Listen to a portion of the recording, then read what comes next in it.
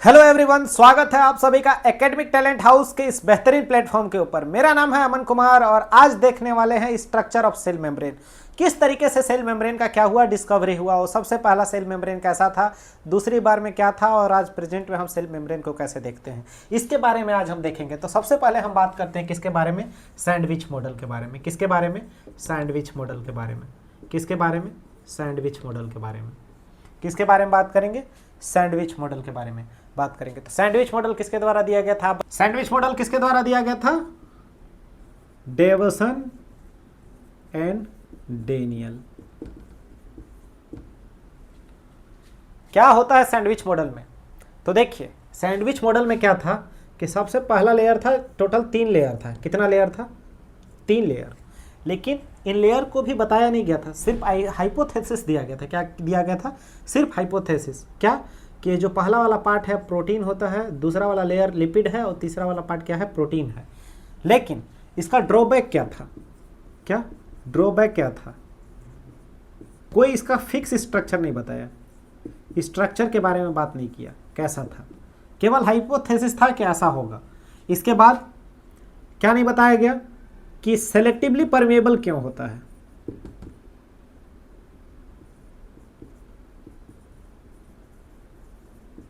Cell wall, cell membrane selectively permeable क्यों होता है।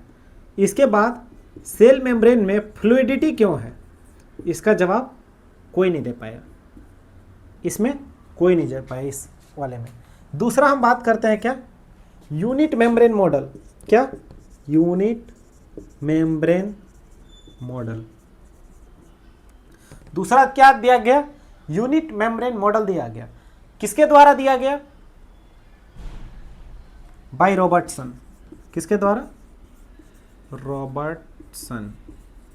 ये साइंटिस्ट थे जिन्होंने क्या दिया, यूनिट मेम्ब्रेन मॉडल दिया। क्या दिया, यूनिट मेम्ब्रेन मॉडल।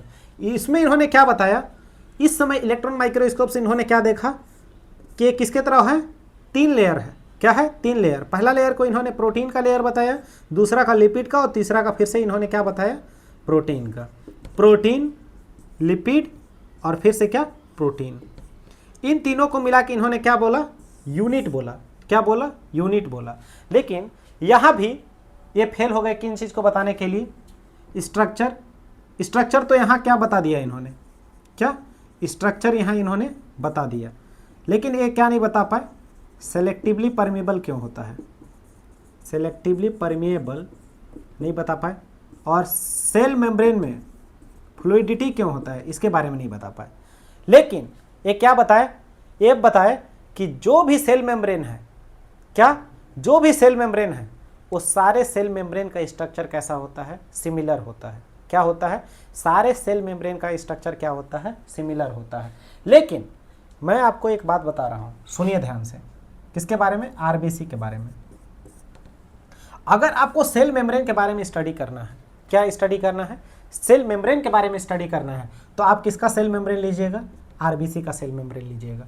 क्या करिएगा, आरबीसी का सेल मेम्ब्रेन लीजिएगा। किसका सेल मेम्ब्रेन लीजिएगा, आरबीसी का। ऐसा मैं क्यों बोल रहा हूं, क्योंकि आरबीसी में क्या नहीं होता, माइटोकॉन्ड्रिया नहीं होता। और बहुत सारे ऑर्गेनल्स क्या होते हैं, अब्सेंट होते हैं, जिसके वजह से आपको आरबीसी का जो सेल मेम्ब्रेन है वो क्लियरली क्या कर पाएंगे, स्टडी कर पाएंगे। क्यों, क्योंकि इसमें ऑर्गेनल्स क्या होते हैं, ऑर्गेनल्स क्या होते हैं, अब्सेंट होते हैं। क्या होते हैं, ऑर्गेनल्स क्या होते हैं, अब्सेंट होते हैं। कौन कौन से ऑर्गेनल्स, जैसे माइटोकॉन्ड्रिया हो गया, न्यूक्लियस हो गया, गोल्गी बॉडीज हो गया, ये सारे जो मेजर ऑर्गेनल्स होते हैं वो क्या होते हैं, अब्सेंट होते हैं। जिसके वजह से बेस्ट स्टडी के लिए क्या माना गया है, सेल मेम्ब्रेन का बेस्ट स्टडी किसके थ्रू किया जा सकता है, आरबीसी के सेल के थ्रू। यूनिट मेम्ब्रेन मॉडल में हम लोगों ने क्या देखा, यूनिट मेम्ब्रेन मॉडल में हम लोगों ने देखा कि सेल मेम्ब्रेन जो है, क्या सेल मेम्ब्रेन जो है वो स्ट्रक्चरली और फंक्शनली क्या होता है, सिमिलर होता है। फ़र्क सिर्फ किसमें होता है, केमिकली और साइज में डिफरेंस होता है। क्या होता है, केमिकली और साइज में क्या होता है, डिफरेंस होता है। अब हम देखते हैं थर्ड क्लासिफिकेशन। कौन सा क्लासिफिकेशन, जो कि क्या क्लासिफिकेशन है, फ्लूइड मोजाइक मॉडल। क्या है, फ्लूइड मोजाइक मॉडल, जो कि किसके द्वारा दिया गया था, सिंगर एंड निकोलसन के द्वारा। किसके द्वारा? Singer and Nicolson. कब दिया गया था ये? आप लोग बताइए कब दिया गया था? एनसीईआरटी में देखिएगा और बताइएगा कि सिंगर एंड निकोलसन का फ्लूइड मोजाइक मॉडल कब दिया गया था? 1972 में। अब देखिए इन्होंने क्या बताया, क्या पहले एक चीज जानिए कि it is what, it is latest and most widely accepted, क्या?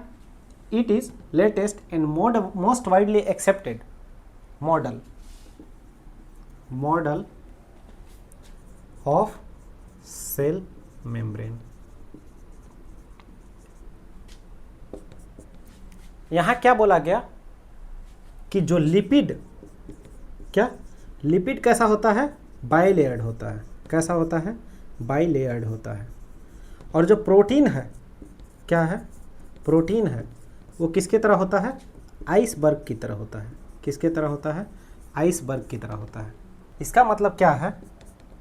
Proteins are arranged in lipid bilayered as mosaic pattern.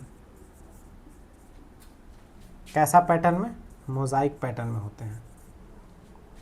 समझ में आया यहां तक? और एक लाइन क्या लिखते हैं? प्रोटीन्स आर आइसबर्ग, क्या लिखते हैं?